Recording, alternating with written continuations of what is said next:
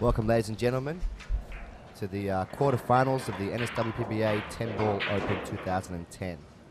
We have Terry Lai on the left, and the good-looking guy on the right is Barry Mavros.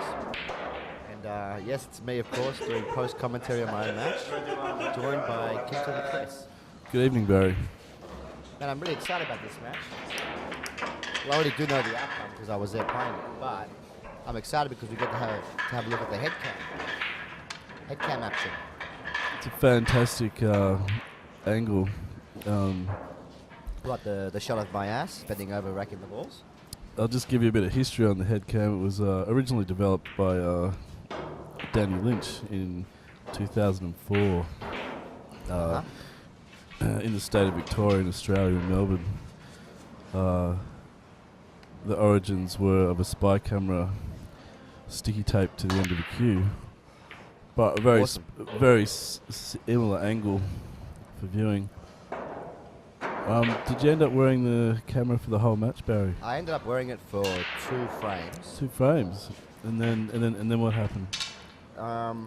Actually, what I felt was that it's one of 2 things. One, it started to get heavy after a little while, and I just felt like it was getting a little bit heavy on my head. But more importantly, I felt that playing, like I really wanted to focus 100% on playing Terry, and there was a thought that kept coming back in my mind saying that maybe you're not giving it your 100% best. Maybe this thing is affecting you, because there's a thought there saying maybe this thing is affecting you. I thought best I just take it off, because that thought alone is also straight away taking. So, during that thought process, was there any thought of the fans? Yeah, I wore it because I wanted. Just fuck them. No, I wore it so people could see what the spin we use and things like that. But I mean, Terry Lai is a very tough competitor, and I, in all fairness, started thinking maybe I'm not giving him my 100% best in this match, or myself, of course. Plus, this is actually quite a long match, and there's different. I think there's 3 different parts to this match, which I'll talk you through. At the beginning, I was really nervous. It's quarterfinals. I'm playing one of my best friends and a guy that I really respect a lot as a human being and as a player. Well, he's your mentor, really, over the past 5 or 6 years No, he wasn't my mentor. in league. Oh, well, actually, Terry Lai taught me a lot about the game of 8-ball. The guy who really taught me how to play was Jeffrey Yu.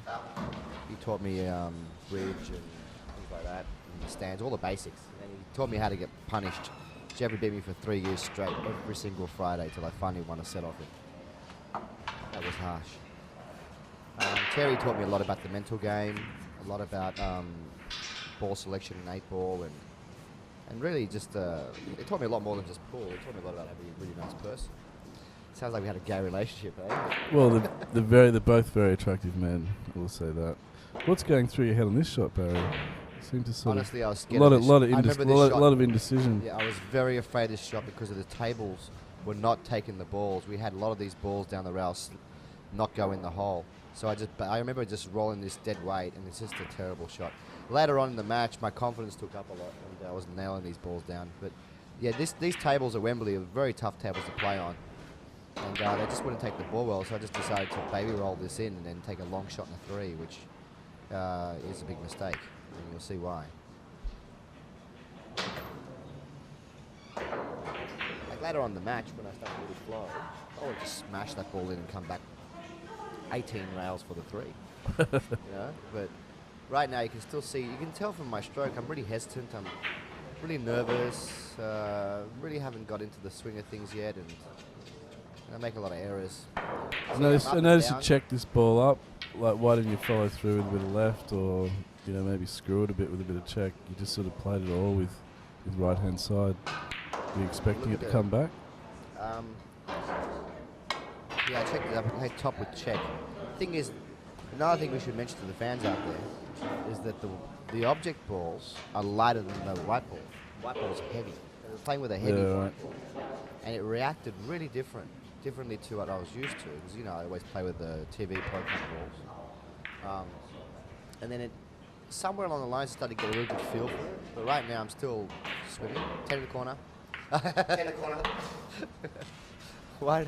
I never said to myself, why did I nominate that beforehand? Obviously, I was trying to cut the 4 down the rail. You can see now exactly from the spike cam, I'm looking at Terry walking on the table. And Terry, playing Terry Lai is not an easy thing. He's got this pace that he plays at.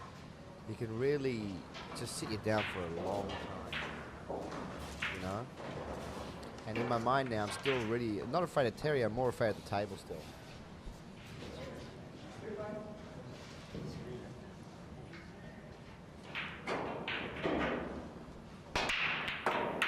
Got to mention that I played a really long match for about 2 hours against David Rothel just before this as well. What was the score there, Barry? Got up 7-4, but it's not. It could have easily been 7-4 the other way, I believe.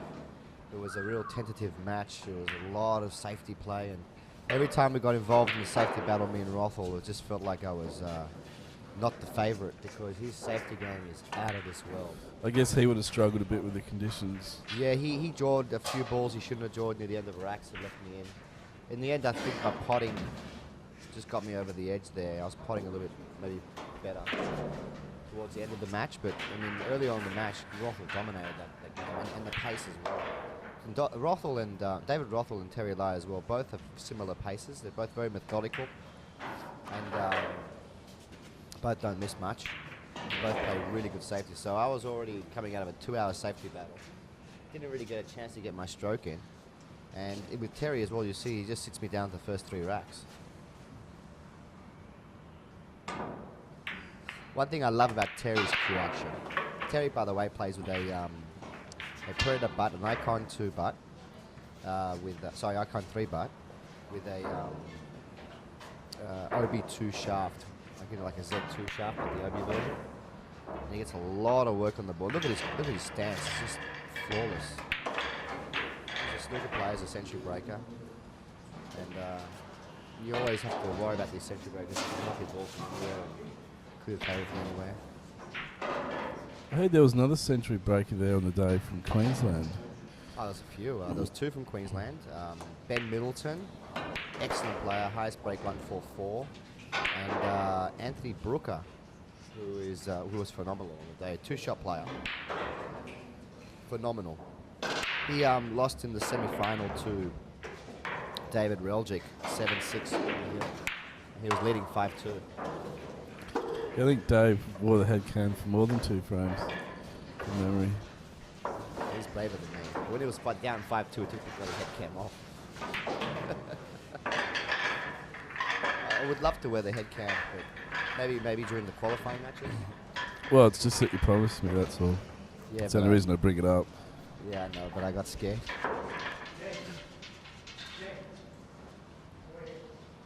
Another thing as well about these tables, they weren't breaking easy. I think it was something like, if I get to the final, I promise you I'll wear the head cam. No, you're right. I'm pretty sure it was those exact words. My exact words were, if I make the semi-final or final, I'll wear the head cam. And yeah, I'm sorry, dude. Well, it's really the fans that you need to apologise to, not me. It was so hard to make a ball off the break on the day, man. It was just so hard to make a ball. Well, I mean, 10 balls notorious for being difficult to break.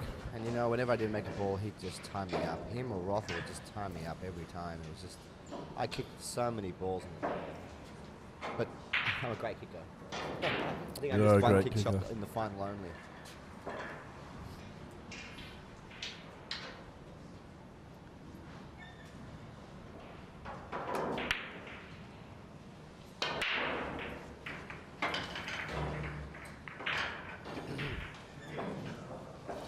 So here I am, still struggling with my rhythm here, still not really seeing anything easy. And you can tell from how long it takes to take a shot, the way I strike the ball. Later on, I think I picked it up a bit. Both me and Terry play better and play faster. But it's just, sometimes when you're playing a strong opponent, you can be a little bit nervous. And you got to really kick it in gear as soon as you can. That's me playing a great safety shot there. Missing the one. I did get a little bit frustrated. The table did have a bit of a roll on it. But I should know things like this.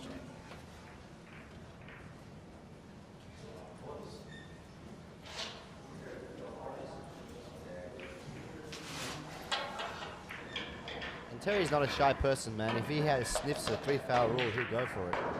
You gotta be aware of this. He's a very good safety player, and very good on his aggressive, on his attack as well.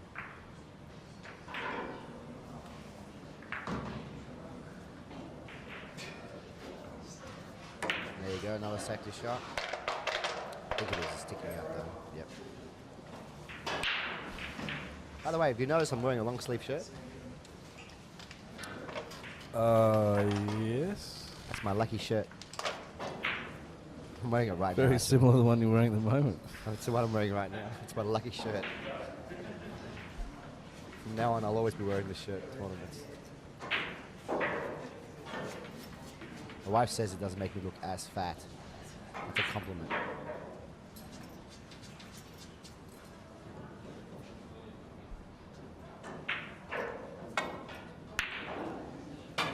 missed that by quite a bit.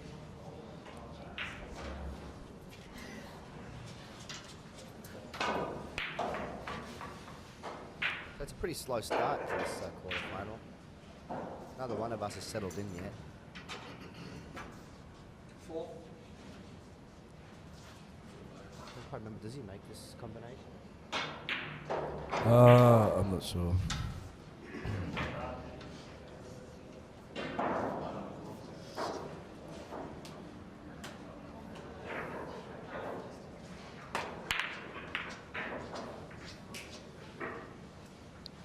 No.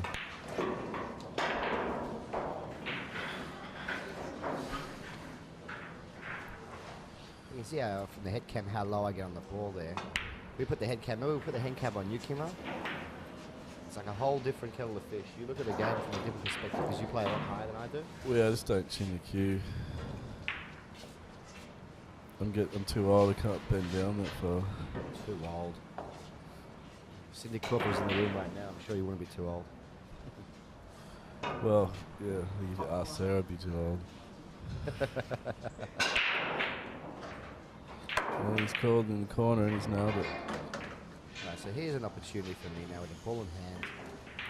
I think I walked off here and... What am I doing? I took the head cam off, but... There's still footage of me walking around with the head cam. What's going on? This is freaking me out, man. What's going on in the corner there? Yeah, Terry's an excellent jumper, really. Look at this. Our snooker in with the ball in hand and jumps safely. Yeah, I'm kicking at the ball, keeping the side of it, and landing kick safe. Evan Ray has hit your heart out, buddy. You see from my So good long look at the camera there, Barry. I'm not really happy, man. You snooker someone, they kick at a ball and they snooker you back. It's not a good feeling. I think I left this on. Yeah, I'm sure I left that on. See, I mean, the white ball was following through a lot. Yeah. It was really hard to screw back. So once we both worked that out, and we were playing on the tables already, but once we worked that we start now in position shots a lot better later on. Again, safety. Again, I'm kicking another ball.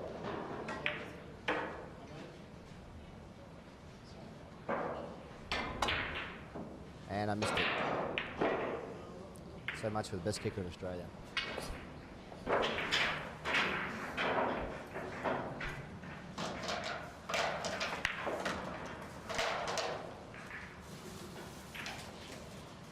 It's coming up now. Another safety. There was a bit of confusion on the weekend about calling safe. I mean, I don't see the point in calling safe in 10-ball. You can't call safe. You can play safe. But everyone was calling safe and everyone kept asking people like, okay, so I've called safe, what happens now? I mean...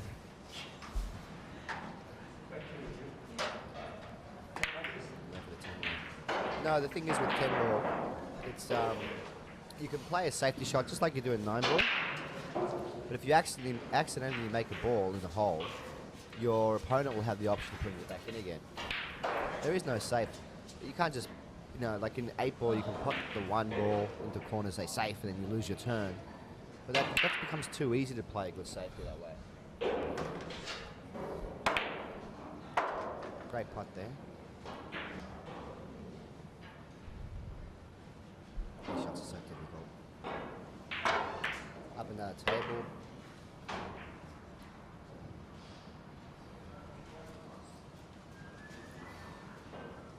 Yeah, I don't see a problem for Barry here, but I'm sure I'm going to find a problem soon. I can't see you not going out in this frame. And I was really struggling with my rhythm early in this match. Does the clicking affect the balls much? Yeah, the vibrations from the clicking slow the ball down slightly. Oh, I remember what happens here. I hate what happens here. I remember this shot. But did you think it was a possibility, or? Yeah, I'll tell you exactly what I say to myself after I fluffed this shot up. Did you play this with side or just natural? I didn't. That's the problem. I should play this with a bit of top left. Instead I played it naturally in the white ball because it's heavy, travels all the way into the bloody corner pockets. Oh, yes, I don't want to watch him pop the last two balls. Just get on with it. It's a bit of a Stuart Lawler trick. This is too painful, man. Like, pull off some nice shots there. But you could see already I was starting to hit the ball nice. Yeah. And I told myself from when I fluffed that black ball up and I didn't put side on the ball, I said, okay, Barry, the ball's heavy. You really have to work it well. I want you to go for every shot you can. Like, actually go for your shots. Not just try and make the ball land somewhere. Really go for your shots. But I had to wait for a while to get my first chance. Terry just locks me up every time.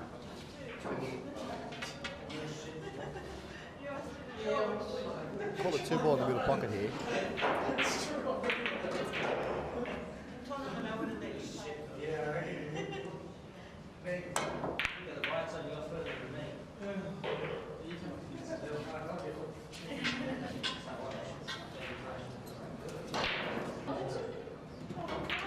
Left-handed players. These guys are Q underneath his left eye. He's left-handed, left eye dominant. Beautiful shot.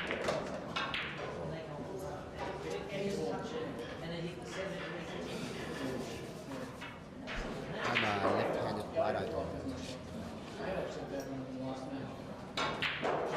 We got different styles though. Like when he cues the ball, his body's completely still, and his cue action is just beautiful to watch Terry play. He's very solid. You know, his A game and his B game are both extremely strong. Even when he's playing bad, he's still playing awesome. That's what makes Terry so tough. And he's mentally a very tough competitor. He never gives up. Yeah, very solid technique. Solid technique, solid head. No, like I mean that solid head. We were playing pool one day. We high-fived each other. We headbutted. His head almost cracked me open.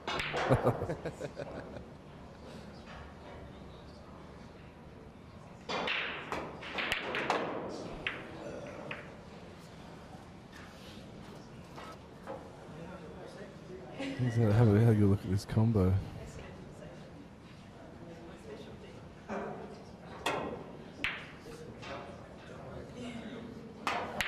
2-0 down to Terry Lowe now, and I'm thinking, my God, he's going to go 3-0 up.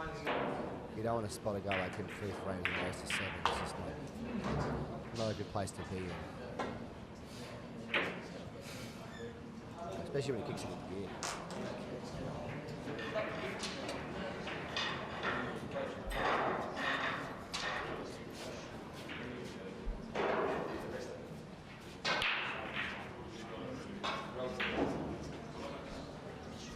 It's refreshing to be commentating on a tournament where you don't have Shania Twain playing in the background. Or Britney Spears.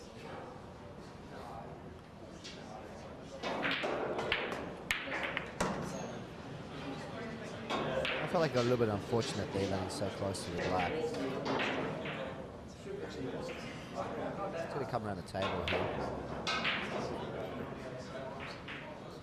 I played up that way.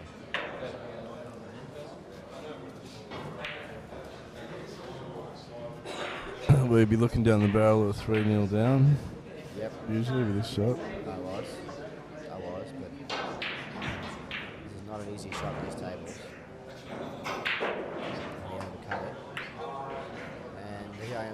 wow, I haven't seen an open ball for a couple of racks, except for, well, this rack anyway. And I just said to myself, I've got to nail this. Call a double. Yeah. Are you playing for this to straighten up at all, or just going to play it natural? I just slam this in natural.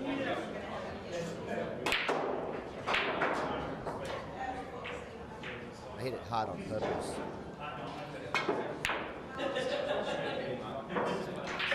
That to me was meant to be Yeah. either 3-0 down or 2-1. It's like there was 2 racks in that one ball. Do I make a ball? I got it. Oh, I almost made a ball. Nothing. Again. Bananas. Made nothing but noise.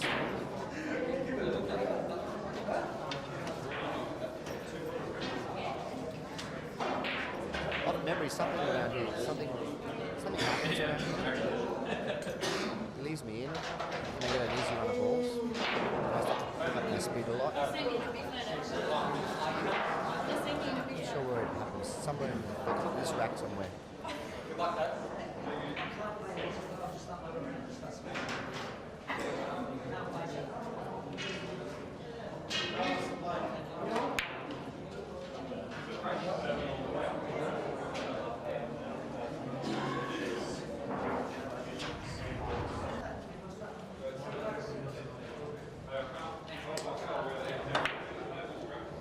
Try to play a safety shot there. Try and get the one ball behind the line 13. Then get far enough. Lovely shot of Jane Howard in the background. Hi, Jane. Your nails are nice, don't they? She's not related to John Howard at all, is she? Not that I know of.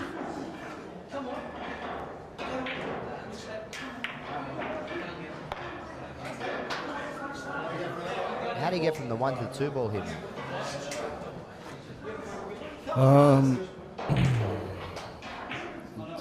Smacking him with heaps of side and clip one of those balls. Sounds easy.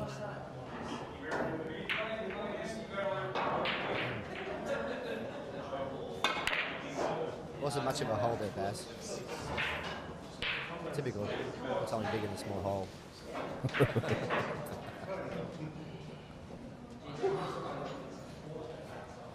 Whoa, a bit of a wild one there from Terry. Yeah. To me, it gives you what's the word? It's a bit frustrated, was Yeah, it? it gave me a bit of confidence, but I expected to play a good safety there. We didn't go for it, so I think about a 1-2 combo here. Fairly confident with the combos. Yeah, I was nailing my combinations of the day. Playing really well. I was controlling both the white ball and the object ball. Like I was making the combos and I was leaving myself good angle and a low number ball. Yeah, I felt good on my combinations all weekend. I just felt like I wasn't breaking well enough on the weekend. I didn't think I wasn't breaking well enough at all.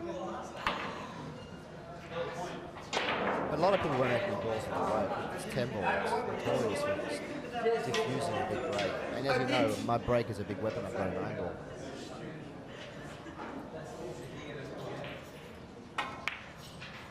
It's a bit tight.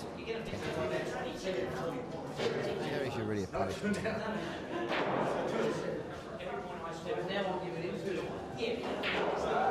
one of us has found that gear that we both have.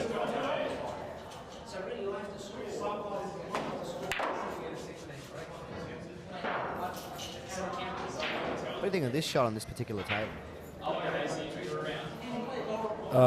Just roll it in.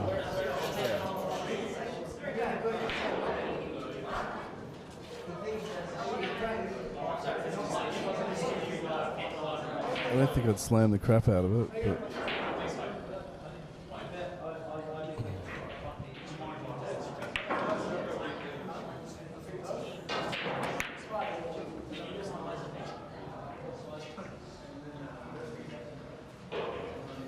both of us were really not flowing. I'm trying to think of a good safety shot. Watch what I do here. This is awesome. See? Have another go, Terry. You missed it. Oh, look, I feel bad that you missed it. Have another shot. That's the best safety shot I can come up with. How sad is that? David Rothel would have spun the white ball off 18 rails and landed between the 9 and the 10.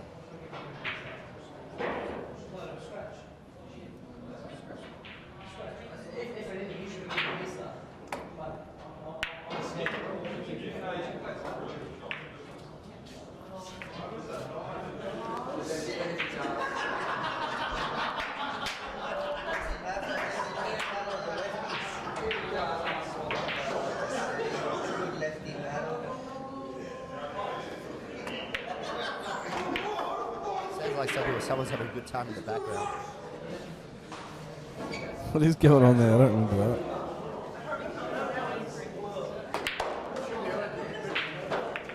It was unfortunate in that shot. It really was. This could be the turning point. Yeah, actually, I think it was a turning point. Again, he would have been 3-1 up here. That's what I was saying. I was very fortunate against Terry early in the match. To not be 4-0 down. It's a bit like our session this evening. Well, it's just a bit fortunate.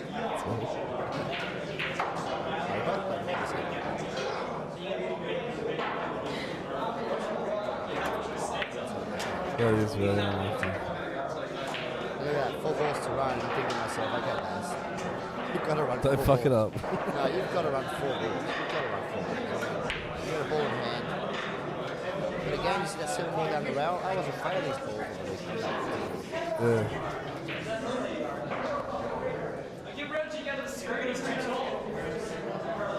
On any other table in the country, this is not a difficult shot. Look where I put the white ball. I wouldn't have played it that way. It's done over. Look where I got the white. It's awesome. I think 3 cushions. Screw right hand spin on 2 rails. 2 rails down.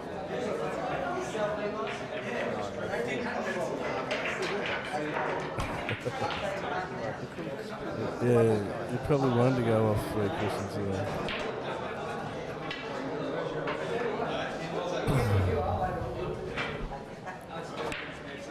Still, he'd be pretty determined to get this in.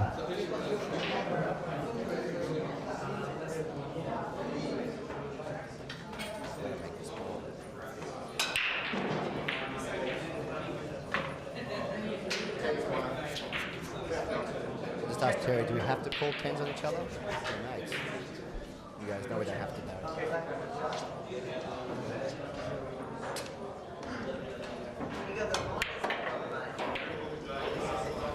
It's back to 2-0.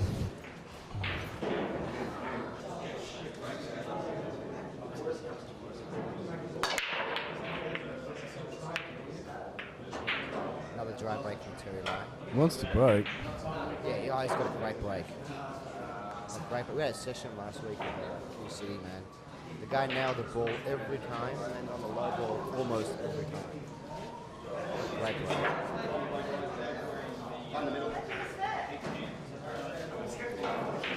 Might only be 70 kilos, but he's a basketball player. He's very athletic. He has a lot of speed on his cue when he's breaking. Starting to loosen up here a bit. Yeah. I picked up my tempo a little bit. I missed a shot like that.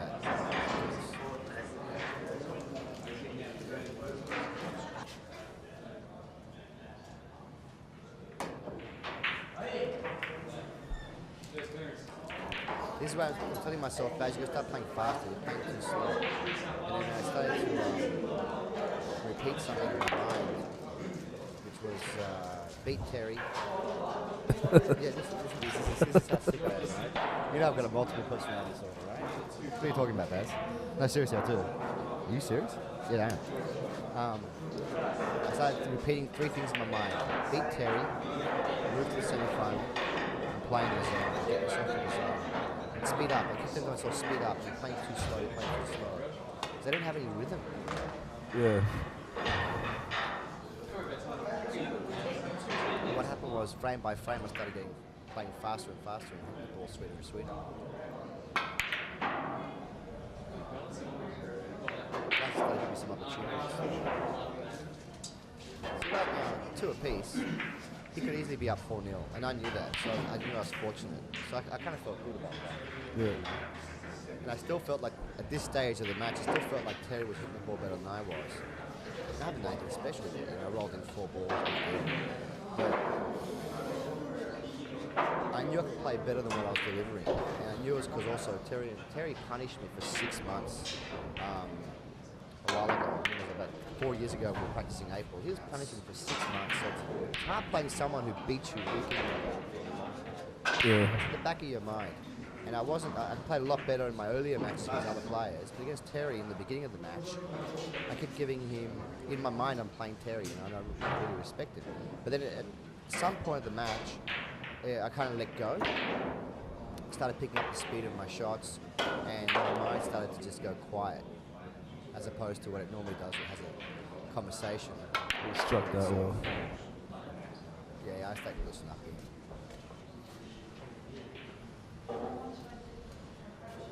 You pretty much landed exactly where you wanted to. Yep. And it then started to happen. Started giving myself plenty of angle with the balls. The pocket started seeming a lot bigger.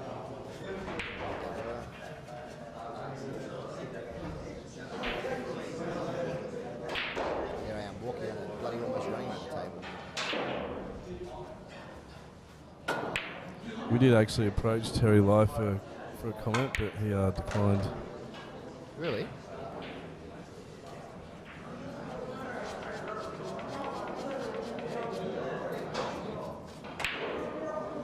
You know another thing that really upset me about this particular day? Yeah, what's that? We had a death in the family the night before, and in the morning I got to play David Rothel first up. Qualified nicely, qualified top of my group, and I felt like I was getting punished by having to play David Rothel first up on the Sunday, because the week before that, David Rothel destroyed me in Melbourne. He beat me 8-3 at 9 of the comp. And also David Rothel is one of the guys that I really like in this game. Yeah. And having to play a guy that you really like a lot was also